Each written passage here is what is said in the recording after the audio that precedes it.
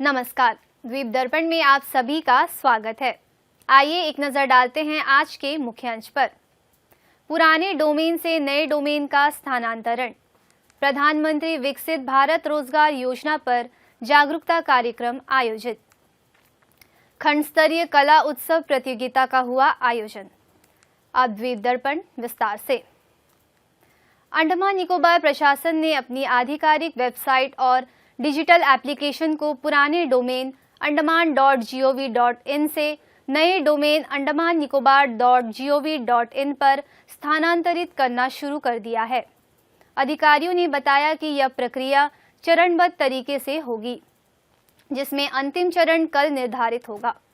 इस बदलाव से शिक्षा, रोजगार, स्वास्थ्य, भुगतान गेटवे और कानून प्रवर्तन से संबंधित कई सरकारी वेबसाइट और सेवाएं प्रभावित होंगी। प्रमुख सेवाओं में शिक्षा निदेशालय की सिसडेन, सिम्स पहल प्लस, शिक्षक भर्ती पोर्टल, कॉलेज प्रवेश portal, drug licence portal, medicine dash, Medboard, EFIR system, missing person application और पुलिस का सिटीजन पोर्टल शामिल है। इसके अलावा Andaman law college, doctor BR Ambedkar प्रौद्योगिकी संस्थान, उद्योग, मत्स्य पालन, सहकारी समितियों और पत्तन प्रबंधन बोर्ड की वेबसाइट भी नए डोमेन पर स्थानांतरित होंगी। अधिकारियों ने बताया कि विभिन्न आवेदनों के लिए डाउन टाइम अलग अलग होगा।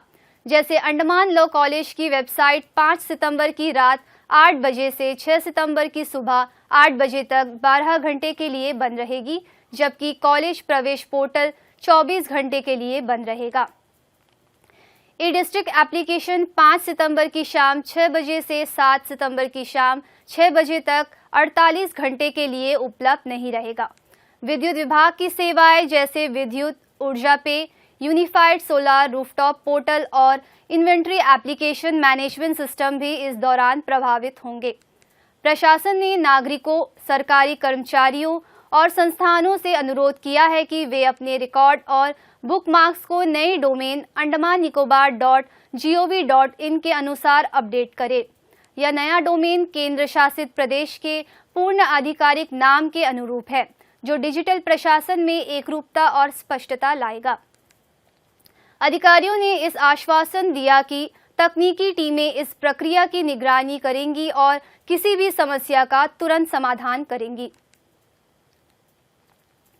अंडमान निकोबार प्रशासन के श्रम विभाग ने क्षेत्रीय कर्मचारी भविष्य निधि संगठन के साथ मिलकर 3 सितंबर को स्वराज द्वीप में प्रधानमंत्री विकसित भारत रोजगार योजना पर एक जागरूकता कार्यक्रम आयोजित किया। इस कार्यक्रम का उद्देश्य इस केंद्रीय योजना के बारे में संभावित नियोक्ताओं को जागरूक करना था, जो रोजगार सृजन के लिए शुरू की गई है। 30 से अधिक नियोक्ताओं ने इस सत्र में भाग लिया, जिसमें योजना के उद्देश्यों, पात्रता और लाभों की जानकारी दी गई। 1 अगस्त को शुरू हुई PMVVRY योजना से 31 जुलाई 2027 तक देश भर में 3.5 करोड़ से अधिक नौकरियां सृजित होने की उम्मीद है। सहायक श्रम आयुक्त विशाख ओटी ने योजना की मुख्य विशेषताओं को समझाया। कर्मचारियों के लिए योजना प्रत्यक्ष वित्तीय सहायता प्रदान करती है। EPFO में पंजीकृत और 1 लाख रुपए तक मासिक वेतन वाले पहली बार नौकरी करने वालों को DBT के माध्यम से 2 किश्तों में 1500 रुपए तक मिलेंगे। नियोक्ताओं को नए कर्मचारियों की भर्ती के लिए प्रति कर्मचारी 1000 से 3000 रुपए मासिक सहायता दी जाएगी। नियोक्ताओं और कर्मचारियों को EPFO में पंजीकृत होना अनिवार्य है। पंजीकृत PMVVRY पोर्टल और उमंग ऐप के माध्यम से किया जा सकता है। कार्यक्रम में श्रम निरीक्षक विजिता देवी और EPFO प्रवर्तन अधिकारी नलिनी ने भी भाग लिया और समय पर पंजीकरण के महत्व पर जोर दिया। श्रम विभाग ने द्वीपों के नियोक्ताओं और कर्मचारियों से इस योजना का लाभ उठाने और स्थानीय युवाओं के लिए रोजगार के अवसर बढ़ाने की अपील की। शिक्षक दिवस के उपलक्ष्य में शिक्षा विभाग द्वारा आज नेताजी स्टेडियम के बहुउद्देश्य सभागार में शिक्षकों के लिए विभिन्न खेल स्पर्धाएं आयोजित की गई। इस बीच सहायक खेल निदेशक इरशाद अहमद ने इस दौरान आयोजित होने वाली स्पर्धाओं के बारे में जानकारी दी। डायरेक्टर ऑफ एजुकेशन की तरफ से तो बैडमिंटन और टेबल टेनिस का टूर्नामेंट जो है कल हमने शुरू किया है सिर्फ टीचर्स के लिए। हमारे इस उपलक्ष्य में, हमारे टीचर्स डे के उपलक्ष्य में, तो हमारे बढ़ चढ़कर हमारे टीचर्स जो है इसमें पार्टिसिपेट कर रहे हैं। कल हमने डबल्स टेबल टेनिस को हमने कंप्लीट किया था और सिंगल्स में हमारे बॉयज़, हमारे जेंट्स के जितने पार्टिसिपेट किए थे। आज सेकेंड डे में हमारा डबल्स लेडीज़ टीचर्स का टूर्नामेंट है और डबल्स टेबल टेनिस जेंट्स का टूर्नामेंट है। तो इसी प्रकार हमने वैरायटी ऑफ स्पोर्ट्स इवेंट जो हम लोग इस उपलक्ष्य में, टीचर्स डे के उपलक्ष्य में हम कर रहे हैं। कल हमारा आज शाम को 3 बजे स्टेडियम में 100 metre, 50 metre, tug of war, variety of event हम लोग ऑर्गेनाइज करेंगे नेताजी स्टेडियम में। और बाकी सभी इवेंट जो है इसी प्रकार हम कर रहे हैं। और कल हमारा 5 तारीख को टीचर्स डे के दिन में टैगोर कॉलेज के स्टेडियम, हमारे जो ऑडिटोरियम है, तो वहाँ पे चीफ गेस्ट के द्वारा जितने भी हमारे विनर टीम है और रनर टीम है इन्हें हम फेलिसिटेट करेंगे। और उम्मीद है कि बहुत अच्छे से पार्टिसिपेट करें। मैक्सिमम टीचर्स जो है हमारे टीचर्स डे डिफरेंट टूर्नामेंट्स में पार्टिसिपेट कर रहे हैं। आइए अब लेते हैं एक छोटा सा अंतराल।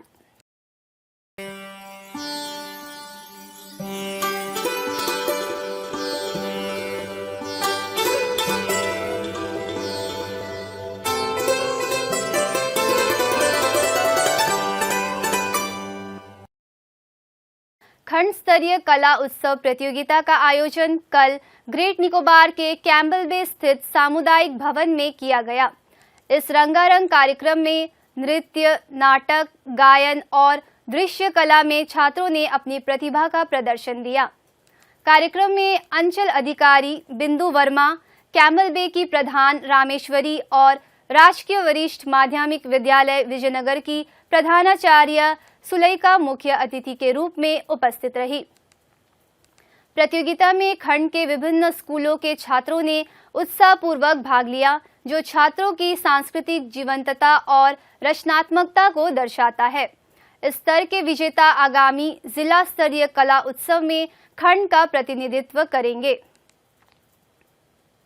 द्वीपों में गणेश चतुर्थी का पर्व पूरी श्रद्धा और हर्षोल्लास के साथ मनाया जा रहा है।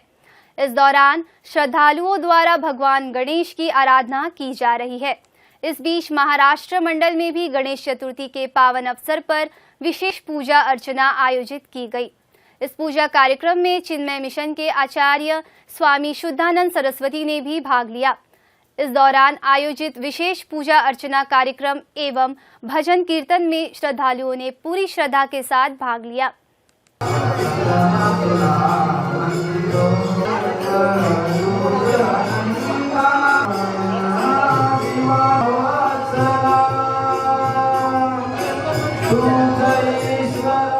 गणेश पूजा का 8वां दिवस है। श्री गणेश पूजा बुधवार को प्रारंभ हुई थी और आज 8वां दिन है। भगवान गणेश जी विघ्नेश्वर हैं, विघ्नहर्ता हैं, सबके संकट को दूर करने वाले हैं। और सारे हिंदुस्तान में और सारे दुनिया में जहाँ जहाँ पर हिंदू समाज हैं, सनातन धर्म को मानने वाले लोग रहते हैं, माँ भगवान का गणेशोत्सव बड़े उत्साह, उल्लास, समर्पण, श्रद्धा और प्रेम के साथ मनाया जाता है। भगवान गणेश जी प्रथम पूजित हैं। सबसे पहले उनकी पूजा होती है। विघ्नेश्वर हैं, विघ्नों को हरने वाले हैं। और हमारे देश की विशेषता है कि हम 12 महीने में 13 उत्सव मनाते हैं। उत्सवों के माध्यम से, पूजा के माध्यम से हमारे जीवन में नई चेतना आती है, नए विचार हमारे सामने प्रकट होते हैं। लोग एक दूसरे के साथ मिलते हैं, लोग एक दूसरे के विचारों को समझते हैं और इस प्रकार उल्लास के साथ में सबके जीवन में समरसता आती है, आनंद आता है। हमारा महाराष्ट्र मंडल में इस साल 50वां गणेशोत्सव हम साजरा करते हैं आणि मी सर्वांना विनंती करतो की आज जे आमचे कार्यक्रम चाललेले आहेत ते 10 दिवसाचे कार्यक्रम आहेत आणि प्रत्येक दिवसाला इथं महाभोज दिला जातो आणि सार्वजनिक पूजा केली जाते आहे। तर सर्वांना हीच विनंती आहे की आपण इथं मंडळामध्ये येऊन सर्वांचे प्रसाद ग्रहण करावे, महाप्रसाद ग्रहण करावा ही विनंती आहे. आणि महाराष्ट्र मंडळातर्फे आपल्या सर्वांना हार्दिक शुभेच्छा, 50 वर्षाची हार्दिक शुभेच्छा. जय हिंद, जय महाराष्ट्र. पूरे महाराष्ट्र में ही नहीं अपितु पूरे देश भर में और विदेशों में भी गणेश उत्सव बड़े जोरदार तरीके से मनाया जाता है. इसकी असली कल्पना क्या थी? स्वातंत्र्य सेनानी, स्वातंत्र्य क्रांतिकारी बाल गंगाधर तिलक जी ने इसकी शुरुआत की थी. इसका एक ही अर्थ था कि हमारे देश पर जो पारतंत्र का राज्य है उसको हटाने के लिए सारे देशवासियों को कहीं ना कहीं एकत्रित करना पड़ेगा. इस उद्देश्य के साथ बाल गंगाधर तिलक जी ने इस उत्सव को शुरुआत की और उसी की परंपरा अनुसार आज इस पवित्र तीर्थ क्षेत्र अंडमान निकोबार श्री विजयपुरम में भी हम पिछले 50 वर्षों से गणेश पूजा का उत्साह बड़े धूमधाम से स्वागत करते हुए करते हैं और इस पूजा में सभी लोग बड़े उत्साह के साथ भाग लेते हैं और सभी लोग अपना यथानुसार योगदान इस पूजा को भव्य दिव्य बनाने के लिए अपना अनुदान हमेशा देते रहते हैं. मैं सुनीता अरोड़ा बोल रही हूँ. मैं भी गणपति बप्पा जी के एक भक्त हूँ और मैं महाराष्ट्र मंडल में हमेशा पूजा देखने आती हूँ. हर साल हर दिन आती हूँ. यहाँ महाराष्ट्रियन भाई बहन काफ़ी अच्छे से पूजा करते हैं और करवाते हैं और इनके पूजा से हम काफ़ी प्रसन्न हैं. और यहाँ इनका जो 11 दिन का इनका पूजा होता है ये इतने अच्छे से हम सब साथ मिलकर बिताते हैं कि हमें पता ही नहीं चलता कि बप्पा कब आए और कब चले गए. तो ऐसे ही हर साल गणपति जी का यहाँ पूजा होते रहे और हम आते रहें. आइए अब लेते हैं एक छोटा सा अंतराल. हर गहने में छुपी होती है एक कहानी और हर कहानी को बनाता है खास. श्री राजेश्वरी ज्वेलरी. शादी हो, त्योहार हो, सालगिरह या कोई खास दिन, हमारा विश्वास श्री राजेश्वरी ज्वेलरी. यहाँ मिलता है आपको शुद्ध हॉलमार्क गोल्ड ज्वेलरी का बेहतरीन कलेक्शन. क्वालिटी जो दिल जीत ले, डिजाइन जो नजरें थाम ले और भरोसा जो पीढ़ियों तक साथ निभाए. श्री राजेश्वरी ज्वेलरी, जहाँ हर खुशी का गहना आपका इंतजार कर रहा है. पता नियर शास्त्री रोड, एबरडीन बाजार, श्री विजयपुरम. कॉल 031922333822. श्री राजेश्वरी ज्वेलरी, आपके सपनों का गहना हर मौके के लिए. दूरदर्शन केंद्र श्री विजयपुरम कल doctor speak live phone in कार्यक्रम का प्रसारण करेगा. आधुनिक स्वास्थ्य के पारंपरिक भोजन विषय पर चर्चा करने के लिए आयुष अस्पताल की चिकित्सा अधिकारी डॉक्टर नंदिनी स्टूडियो में उपस्थित रहेंगी. दर्शक फोन नंबर 031922172113 और 242434 पर कॉल कर डॉक्टर से प्रश्न पूछ सकते हैं. कार्यक्रम का प्रसारण कल शाम 5:30 बजे से 6 बजे के बीच होगा. कृषि विभाग द्वारा मेहनती किसानों को टिश्यू कल्चर के जरिए केले की खेती को अपनाने की शुरुआत की है. पेश है एक रिपोर्ट. अंडमान और निकोबार द्वीप समूह की हरी भरी वादियों में एक नई कृषि क्रांति की शुरुआत हो रही है. यह कहानी है कदमतला के मेहनती किसानों की, जो टिश्यू कल्चर केले की खेती के जरिए अपनी जिंदगी को नई दिशा दे रहे हैं. रंगत अंचल की कनिष्ठ कृषि सहायक सुनीता इस क्रांति की अगुवाई कर रही हैं. Mission for integrated development of horticulture जैसी योजनाओं के माध्यम से वे कदमतला के किसानों को टिश्यू कल्चर तकनीक से परिचित करा रही हैं. यह तकनीक न केवल रोग मुक्त और एक समान पौधे प्रदान करती हैं, बल्कि उच्च उत्पादन और बेहतर गुणवत्ता वाले फल भी देती हैं. ये जो फील्ड आए हैं हम लोग, ये शिवनाथ मंडल, ये कदमतला के वासी हैं. इनका यहाँ पर हम लोग का एग्रीकल्चर डिपार्टमेंट से ये साल में उन लोग को इनको 500 चारा दिए, 500 टिश्यू कल्चर बनाना का चारा दिए. वो वहाँ पर लगाए हुए हैं. अभी एक ऑलमोस्ट फल आने का स्टेज में आ गया है. एक में फल आ चुका है और एक थोड़ा में फल आएगा. तो इनका यहाँ पर यदि इनके लिए क्या है, MIDH से इनको सब्सिडी भी मिला है. श्री विजयपुरम जोन में विकसित G9 किस्म ने किसानों के लिए नई उम्मीद जगाई है। यह किस्म न केवल जल्दी परिपक्व होती है बल्कि इसके फल बाजार में उच्च मूल्य प्राप्त करते हैं। टिश्यू कल्चर तकनीक से तैयार ये पौधे कीटों और रोगों के प्रति प्रतिरोधी हैं, जिससे किसानों को अधिक मुनाफा और कम जोखिम का लाभ मिल रहा है। टिश्यू कल्चर बनाना ये है G9 वैरायटी। ये वैरायटी हम लोग का क्या है, पोडर से हम लोग का लैब में उसको करके बना के उसको ग्रो करके सीडलिंग को बना के फिर इनको इस यहाँ पर सप्लाई किया जाता है। पूरा जोन में किया जाता है। तो क्या रंगत जोन में ये सप्लाई किए, इनको 500 चारा हम लोग दिए। इससे फ़ायदा क्या है, इसका प्रोडक्शन बहुत अच्छा रहता है। ये क्या हाई क्वालिटी का बनाना है, इसका क्या मार्केट वैल्यू ज़्यादा है। तो क्या है, ये अच्छा इनका इनकम को बढ़ाएगा। कृषि विभाग निरंतर प्रयास कर रहा है ताकि किसानों को इस आधुनिक खेती के लिए तैयार किया जा सके। प्रशिक्षण कार्यक्रमों के जरिए किसानों को ड्रिप सिंचाई, उचित पौधों की दूरी और रोग व कीट प्रबंधन जैसी तकनीकों की जानकारी दी जा रही है। इसका ट्रेनिंग हम लोग का एग्रीकल्चर डिपार्टमेंट से हम लोग जो स्टाफ है वो आके हम लोग को टाइम में इनको गाइडेंस देते रहते हैं, कैसा इसको ग्रो करना, क्या करना, इसके बारे में हम लोग और किसानों को इसके बारे में बताते हैं, अवेयरनेस देते हैं। और लेने का अभी हम लोग का अभी रिसेंटली और भी डिमांड आया है, चाहिए बोल के। हम लोग का क्या यहाँ पर क्या है, आपका ट्रेनिंग प्रोग्राम करते हैं, रबी कैंपेन करते हैं, खरीफ कैंपेन करते हैं। उसमें हम लोग सारा स्कीम्स वगैरह के बारे में बोलते हैं, ट्रेनिंग करते हैं, उसमें बोलते हैं, और डेमो वगैरह करते हैं, उसमें इसके अवेयरनेस के बारे में बोलते हैं सर। अंडमान और निकोबार की जलवायु टिश्यू कल्चर केले की खेती के लिए आदर्श है। यहाँ की उपजाऊ मिट्टी और अनुकूल मौसम इस तकनीक को और प्रभावी बनाते हैं। मेरा ये कहना है कि ये बहुत अच्छा है। आप लोग अपना फील्ड में इंटर क्रॉप लगा सकते हैं। ये सुपारी, नारियल का बीच में भी आप लगा सकते, नया जो प्लांटेशन है उसमें लगा सकते हैं। इससे क्या इनका इनकम बढ़ेगा, ज़्यादा होगा।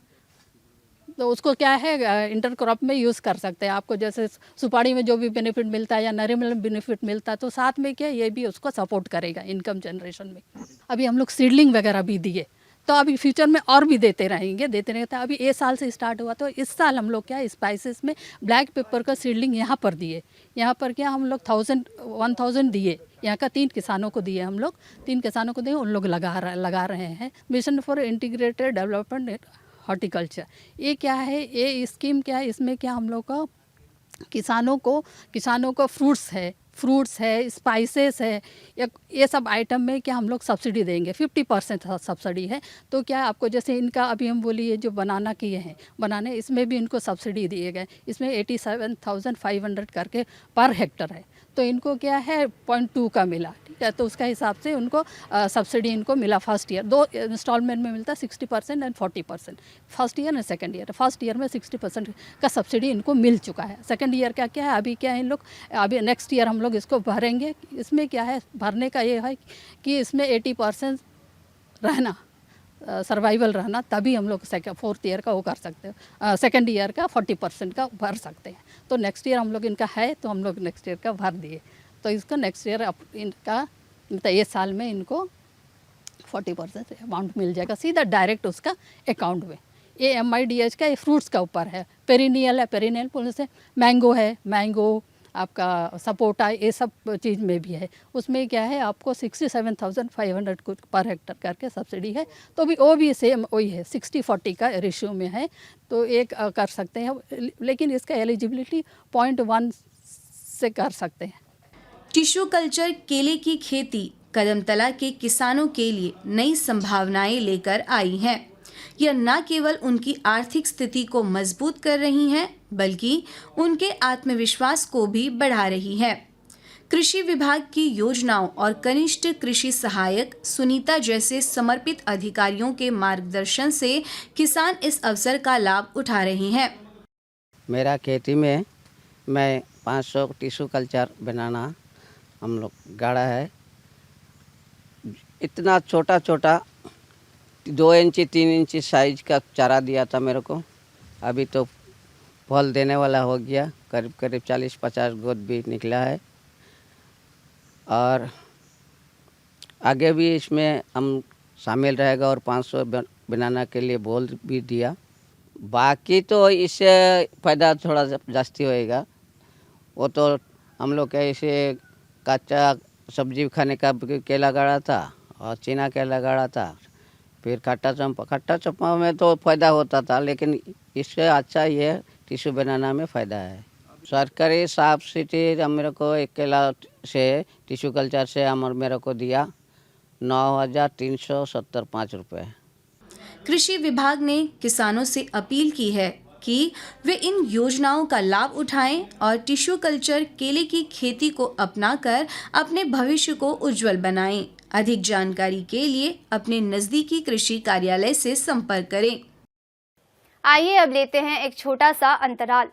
हर गहने में छुपी होती है एक कहानी और हर कहानी को बनाता है खास। श्री राजेश्वरी ज्वेलरी। शादी हो, त्योहार हो, सालगिरह या कोई खास दिन, हमारा विश्वास श्री राजेश्वरी ज्वेलरी। यहाँ मिलता है आपको शुद्ध हॉलमार्क गोल्ड ज्वेलरी का बेहतरीन कलेक्शन, क्वालिटी जो दिल जीत ले, डिजाइन जो नजरें थाम ले और भरोसा जो पीढ़ियों तक साथ निभाए। श्री राजेश्वरी ज्वेलरी, जहाँ हर खुशी का गहना आपका इंतजार कर रहा है। पता नियर शास्त्री रोड, एबरडीन बाजार, श्री विजयपुरम। कॉल 031922333822। श्री राजेश्वरी ज्वेलरी, आपके सपनों का गहना हर मौके के लिए।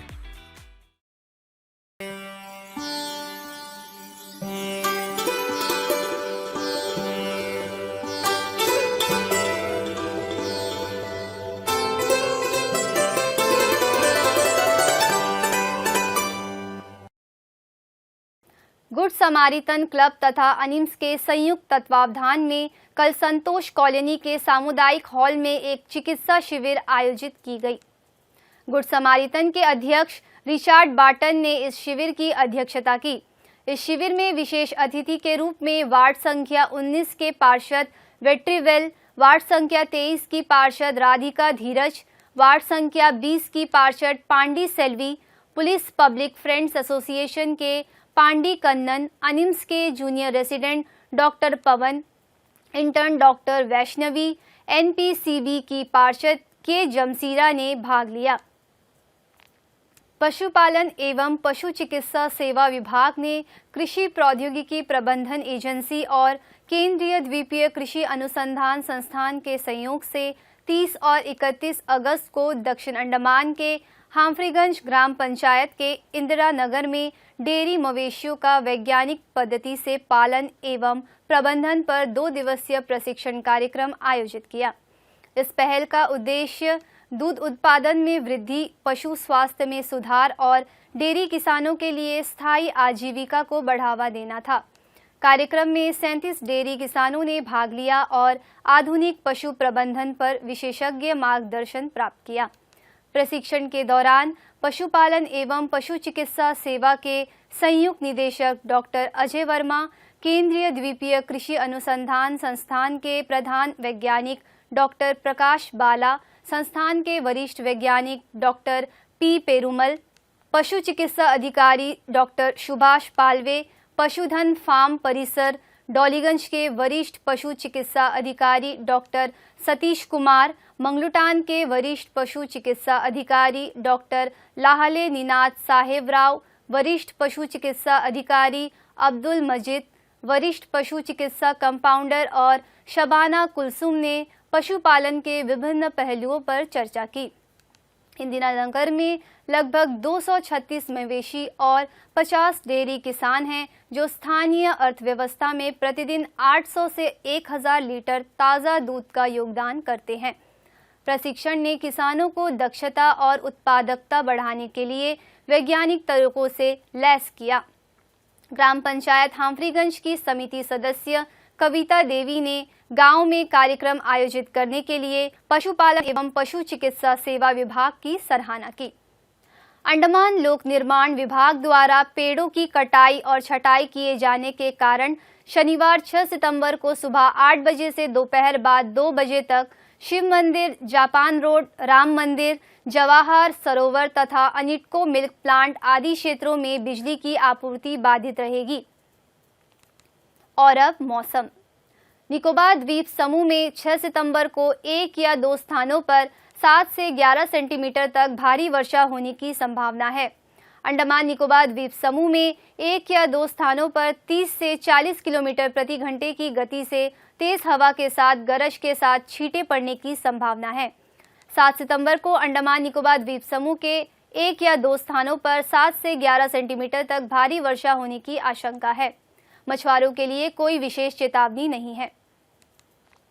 अंतर्द्वीपीय जलयान यात्रा संबंधी सूचना। MV रानी लक्ष्मी मायाबंदर होते हुए डिगलीपुर की यात्रा पर कल सवेरे 7 बजे श्री विजयपुरम से प्रस्थान करेगा और इसकी वापसी अगले दिन सवेरे 7 बजे उन्हीं रास्तों से होते हुए डिगलीपुर से श्री विजयपुरम के लिए होगी। MV कैमल बे लिटिल अंडमान की यात्रा पर कल रात्रि 9 बजे श्री विजयपुरम से प्रस्थान करेगा और इसकी वापसी अगले दिन सवेरे 10 बजे लिटिल अंडमान से श्री विजयपुरम के लिए होगी। MV हड बे स्वराज द्वीप और लॉन्ग आइलैंड होते हुए रंगत की यात्रा पर कल सवेरे 6 बजे श्री विजयपुरम से प्रस्थान करेगा और इसकी वापसी उन्हीं रास्तों से होते हुए कल ही दोपहर 12 बजे श्री विजयपुरम के लिए होगी। सभी जलयानों के यात्रा कार्यक्रम मौसम की स्थिति पर निर्भर होंगे। अंत में मुख्य अंश एक बार फिर। पुराने डोमेन से नए डोमेन का स्थानांतरण। प्रधानमंत्री विकसित भारत रोजगार योजना पर जागरूकता कार्यक्रम आयोजित। खंड स्तरीय कला उत्सव प्रतियोगिता का हुआ आयोजन। इसी के साथ ही आज का यह द्वीप दर्पण कार्यक्रम यहीं पर समाप्त होता है। नमस्कार।